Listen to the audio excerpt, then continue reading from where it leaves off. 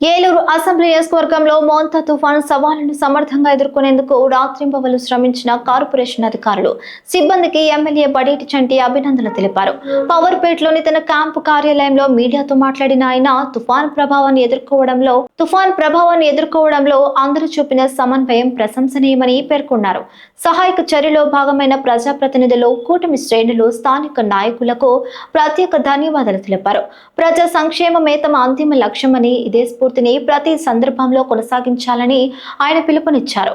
తుఫాను సమయంలో సమిష్టిగా పనిచేసిన ప్రతి ఒక్కరిని బడేటి చంటి ప్రశంసించారు. అందరికీ నమస్కారం. ఏదైతే 2 రోజుల ముందు నుంచి కూడా తుఫాను వస్తుందని చెప్పి ఏదైతే ముందు జాగ్రత్తలు తీసుకోమన్నారో గౌరవనీయులు ముఖ్యమంత్రి చంద్రబాబు నాయుడు గారు, అందులో భాగంగా మరి అధికారులు అందరూ కూడా 2 రోజుల నుంచి కూడా నిర్విరామంగా అందరూ కూడా పనిచేయడం జరిగింది. అలాగే కూటమి నాయకులందరూ కూడా ఎక్కడికక్కడ వాళ్ళని కూడా అప్రమత్తం చేయడం జరిగింది. మరి నిన్న రాత్రి తీరం దాటేటప్పుడు మనకి తెల్లారుజామున వర్షం వచ్చినప్పటికీ కూడా కొద్దిగా గాలులు వచ్చినప్పటికీ కూడా మరి ఏలూరు నగరం అంతా కూడా ఎక్కడా కూడా నీళ్లు నిలబడటం అనేది ఎక్కడా కూడా జరగల. దానిలో ముందస్తులో భాగంగానే మరి మున్సిపల్ అధికారులు అవ్వచ్చు, శానిటైజేషన్ సిబ్బంది అవ్వచ్చు, కింద గ్రౌండ్ లెవెల్ మెన్ అవ్వచ్చు, అందరూ కూడా 2 రోజులుగా నిర్విరామంగా కృషి చేసి ఎక్కడ నీళ్ళు నిలబడుకోకుండా అందరూ కూడా చర్యలు తీసుకోవడం జరిగింది. అందులో గౌరవ మేయర్ గారు అవ్వచ్చు, కమిషనర్ గారు అవ్వచ్చు, అందరూ కూడా డే అండ్ నైట్ వర్క్ చేసి ఎవరికి ఇబ్బంది లేకుండా, ప్రజలు ఎవరికి కూడా అసౌకర్యం కలుపుకోకుండా అన్ని ఏర్పాట్లు కూడా చేయడం జరిగింది. ఈ సందర్భంగా వారందరినీ కూడా అభినందిస్తూ వాళ్ళందరికీ కూడా కృతజ్ఞతలు తెలుపుతున్నాం.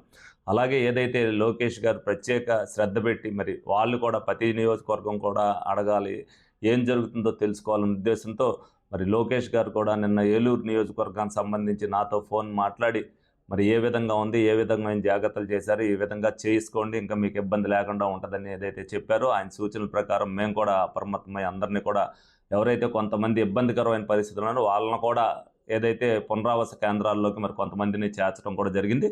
ఈ రోజున వాళ్ళని ఉదయం టిఫిన్లు పెట్టిన తర్వాత ఎవరింటి దగ్గర వాళ్ళని దింపేయమని చెప్పడం జరిగింది.